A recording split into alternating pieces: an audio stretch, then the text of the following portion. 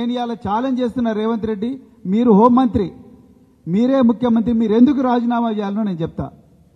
ఇప్పటికి కూడా సూర్యాపేటలో కోదాడ నియోజకవర్గంలో చిల్కూర్ అనే పోలీస్ స్టేషన్లో రాజేష్ అనే ఒక దళిత యువకుని సీఎంఆర్ఎఫ్ నిధులు పక్కదోవ పట్టినాయి, వాళ్లకు రావాల్సిన నిధులు వేరే వాళ్లకు పోయినాయని చెప్పి కంప్లైంట్ ఇస్తే ఆ కంప్లైంట్ ఇచ్చిననే తీసుకుపోయి ఆ రాజేష్ అనే ఒక దళిత యువకుని తీసుకుపోయి ఎస్ఐ కానిస్టేబుల్ అందరూ కుల్ల ఒడిచి ఘోరంగా 3rd డిగ్రీ మెథడ్స్ యూజ్ చేసి అతన్ని ఇంటరాగేట్ చేస్తే అతను చచ్చిపోయాడు.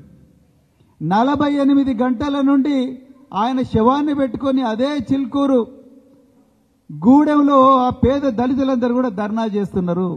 ఇంతవరకు హోంమంత్రి నుంచి ఒక్క స్టేట్మెంట్ లేదు. మరి ఎందుకున్నావు రేవంత్ రెడ్డి గారు మీరు హోంమంత్రిగా? నాయన్ రాజేందర్ రెడ్డికి ఇది కనిపిస్తలేదా? నీ చుట్టుపక్కల ఉండే గ్యాంగ్ మెంబర్లకు ఇవి కనిపిస్తలేవా?